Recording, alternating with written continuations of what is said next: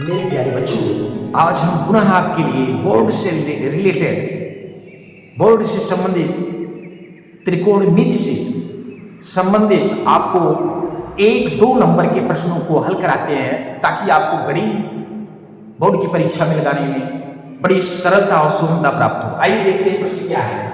यदि सेक ए बराबर 5/3 तो साइन ए और काट बी और काट सी का मान बताइए। हाँ? इसका मान बताना है। तो आइए क्या लिखा है दिखाइए। चूंकि सेक ए बराबर 5/3, तो आइए सबसे पहले इससे हम एक समकोण त्रिभुज तैयार करते हैं। समकोण त्रिभुज तैयार कर लीजिए। ये हो गई आपकी समकोण त्रिभुज, क्योंकि बिना इसके आपको सवाल हल करने में दिक्कत हो सकती है। चलिए, सेक ए आपको पता होना चाहिए। सेक थीटा बराबर होता क्या है? त्रिकोणमिति में 6 रेशियो पाए जाते हैं ना, साइन कास टेन कासेक सेक काट। तो उसमें सेक की त्रिकोणमिति में सेक की जो पहली फार्मूला रेशियो की है वो क्या होता है? सेक थीटा बराबर क्या होता है? नहीं पता आपको? देखो ये यहां ट्रिक बताते हैं। यल ए यल और के ए। अब इसको पढ़िएगा क्या? लाल बटा कका। क्या पढ़ेंगे? लाल बटा कका। इसमें देखिए साइन और इसमें कास रखिएगा, इसमें टेन दिखाइएगा, इसमें कॉसेक सेक कॉट। चलिए, अब आपसे क्या पूछा? सेक थीटा बराबर क्या होता है? तो सेक कहां है? ये है। के से कर्ण, ए से आधार, यल से लंब, कर्ण बटा आधार। कर्ण कितना है? 5 और आधार कितना है? 3। अब आपको पता चला कि यहां का वैल्यू तुम्हें नहीं पता है। वो वैल्यू क्या है? लंब ज्ञात करना है। तो पाइथागोरस प्रमेय एक फार्मूला और है, ठीक है। तो यहां लिख सकते हैं कि लंब या संकेत में इसका नाम रख सकते हैं पी क्यू आर। लेकिन एबीसी यहां दिया है ना, तो यहां पी क्यू आर की जगह एबीसी रख लीजिए। हाँ, ए बी सी। इसकी वैल्यू को ध्यान में रखते हुए इसकी वैल्यू को रखेंगे। अगर ए ऊपर मान लेते हैं तब ये वैल्यू पलट जाएगी, ध्यान देना। आधार लंब आधार हो जाएगा। तो आइए देखते हैं। ए बी सी इसके अनुसार ही रख दिए हैं। तो आपको ज्ञात क्या करना है? बीसी। बीसी बराबर क्वेश्चन मार्क दिखा दीजिए, यानी कि लंब। तो आपको फार्मूला है लंब बराबर क्या होता है? लंब स्क्वायर बराबर होता है कर्ण स्क्वायर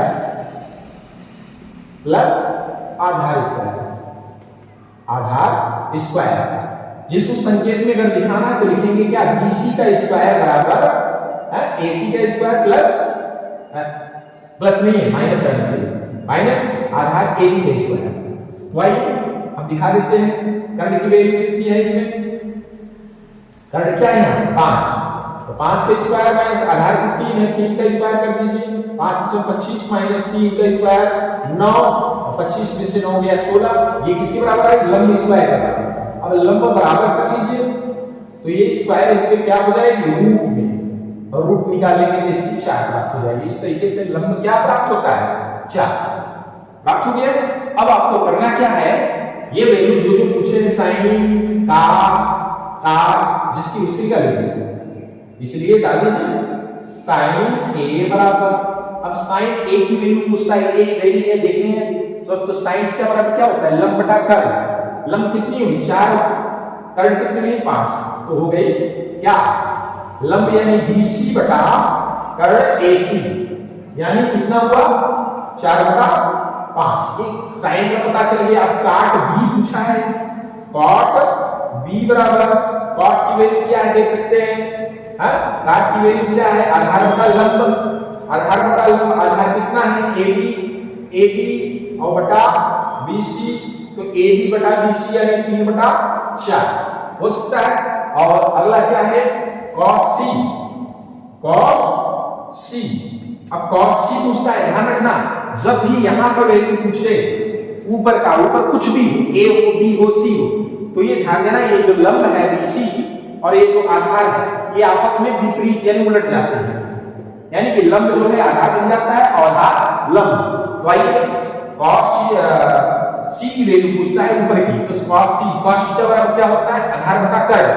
तो आधार बटा जो कर्ण है वो देख सकते हैं, आधार यहाँ ये है, अब आधार ये नहीं है, आधार ये होगा, यानी आधार बटा कर्ण यानी BC बटा AC, BC बटा AC, तो BC बटा AC मतलब 4/5। इस तरीके से आपका तीनों वैल्यू ये प्राप्त हो जाता है।